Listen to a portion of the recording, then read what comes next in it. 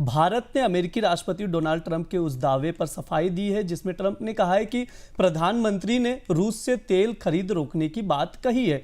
Trump के इस बयान पर विदेश मंत्रालय ने कहा है कि भारत की ऑयल इंपोर्ट नीति पूरी तरह से देश के नागरिकों के हित से जुड़ी हुई है। विदेश मंत्रालय ने यह भी कहा है कि भारत और अमेरिका के बीच एनर्जी व्यापार बढ़ाने पर बात चल रही है। हालांकि विदेश मंत्रालय ने यह स्पष्ट नहीं किया है कि ट्रंप और प्रधानमंत्री के बीच बात हुई है या नहीं। उधर ट्रंप के बयान पर रूस ने भी अपनी प्रतिक्रिया दे दी है। भारत में रूस के राजदूत ने कहा है कि उनका तेल भारतीय अर्थव्यवस्था के लिए सबसे बेहतर है। उन्होंने यह भी बताया कि अमेरिका और भारत अपने फैसले लेने के लिए स्वतंत्र हैं और रूस उनके मामले में दखल नहीं देता। सर, ट्रंप का यह बयान ट्रेड वार्ता की रोशनी में कैसे देखा जाए? देखिए, जैसा हम बराबर कह रहे हैं कि जैसे ही भारत और अमेरिका के बीच वार्ताओं का एक दौर शुरू होता है, इतनी लंबी वार्ताएं अमेरिका और भारत के बीच कभी नहीं चली। अब ट्रंप ने जैसी डील की है पिछले कुछ महीनों में, उसमें भारत के साथ वार्ताएं सबसे लंबी चलती। और जैसे ही वार्ता की मेज पर दोनों पक्ष बैठते हैं, डोनाल्ड ट्रंप बेहद सुलझे हुए तरीके से, बेहद सुनियोजित तरीके से भारत को इन वार्ताओं के लिए में आगे बढ़ने के लिए दबाव बनाना शुरू करते हैं। और जैसे ही कल वहां प्रतिनिधिमंडल पहुंचा, डोनाल्ड ट्रंप की ये बात बयान आ गया कि भारत ने उनको कमिट किया है कि वो रूस से कच्चे तेल का इंपोर्ट कम करेंगे। उसके बाद हमने इस बयान के बाद अंतर्राष्ट्रीय बाजार में कच्चे तेल की कीमत में करीब $1 की बढ़ोतरी भी देखी, क्योंकि रूस की आपूर्ति घटने की संभावना थी। बाजारों को ये उम्मीद हुई कि अगर रूस का तेल भारत नहीं खरीदेगा तो वो अंतर्राष्ट्रीय बाजार से, बाकी ब्रेंट मार्केट से क्रूड खरीदेगा। भारत के लिए बड़ी दुविधा है इसे नकारना, इनकार करना। भारत ने इनकार भी नहीं किया, लेकिन यह कहा कि नहीं, हम अपनी जरूरतों के हिसाब से देखेंगे। रूस ने भी तत्काल इसमें दखल दिया। रूस की प्रतिक्रिया बेहद जल्दी आई, तुरंत आई। आमतौर पर रूस ऐसी प्रतिक्रिया करने में विलंब लगाता है, पर रूस की चुनौती यह है कि उसका अपना तेल उत्पादन टूटा हुआ है, अर्थव्यवस्था गहरे संकट में है। भारत उसका सबसे बड़ा बायर है, चीन के बाद दूसरा सबसे बड़ा बायर है। तो वो किसी भी स्थिति में बाजार को ये संकेत नहीं देना चाहता कि भारत का रूस से तेल का इंपोर्ट कम होने वाला है। तो इस बिसात पर मोहरे चल रहे हैं।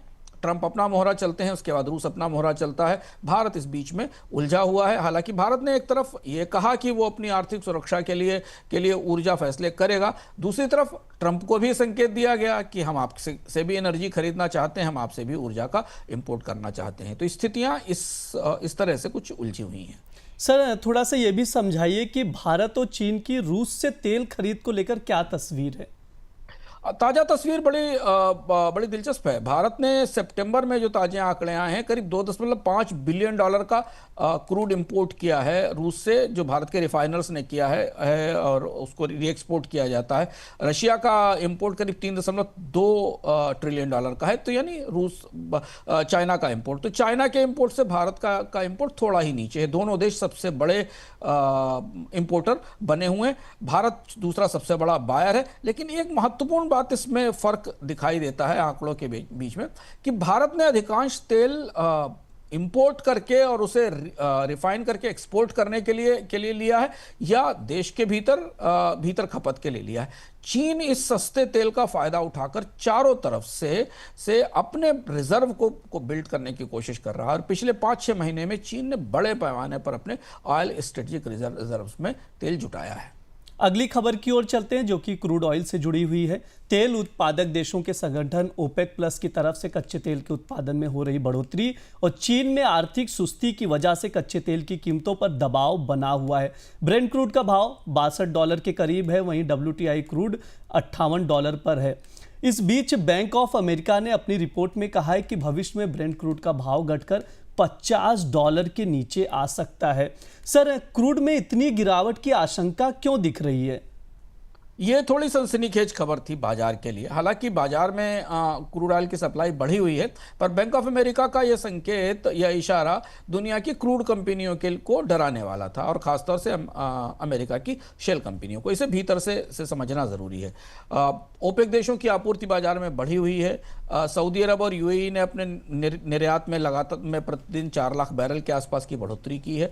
तो ये जो मुख्य आपूर्ति के चैनल है, वहां से ये खबर है कि आपूर्ति में बढ़ोतरी है। दूसरा ये कि ऑयल एंड वाटर रिजर्व जो बाजारों में जो ट्रैवल में है, जो चल रहा है, वो करीब 10 करोड़ बैरल के आसपास पहुंच गया है। चीन की ये भी एक बड़ी वजह है कि कच्चे तेल की कीमतों पर दबाव है। चीन की इंडस्ट्रियल ग्रोथ धीमी है, डिमांड कम है, अमेरिकी टैरिफ के कारण ग्लोबल एनर्जी की भी मांग सुस्त है और इसे देखते हुए बोफा का कहना है कि चीन से मांग घटने और यूरोप के टैरिफ बढ़ने से कई देशों में आर्थिक उत्पादन पर असर पड़ने के कारण ब्रेंट $50 से नीचे आ सकता है, क्योंकि पूरी दुनिया में कच्चे तेल के स्टॉक्स आने वाले समय में बढ़ रहे हैं।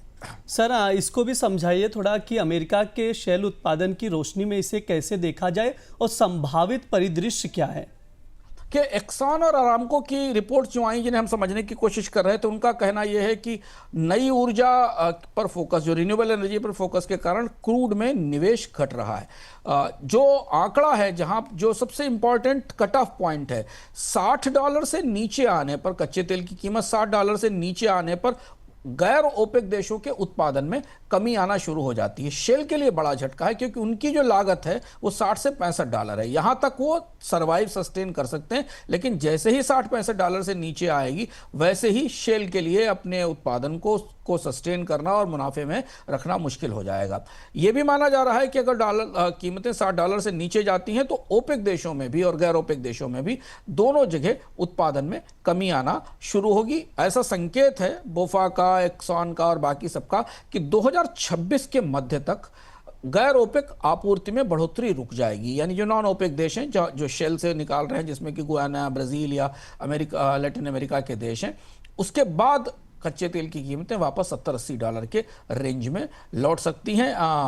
भविष्य में आपूर्ति कम हो सकती है, क्योंकि हाल फिलहाल के वर्षों में रिन्यूएबल के कारण क्रूड ऑयल में की खोज में और उसके उत्पादन में निवेश घट रहा है। तो फिलहाल तो मंदी का परिदृश्य है, लेकिन अगर आप आंकड़े देखें 2027 के बाद के इस टेबल में, तो फिलहाल जो परिदृश्य 2025 से लेकर Q4 2025 से 2026 तक का, वो $50 से $60 के आसपास का है। असंतुलन भी है, 2026 के मध्य 60-70 हो सकता है और 27 के बाद फिर $70 से $85 के आकलन बाजार में मिल रहे हैं।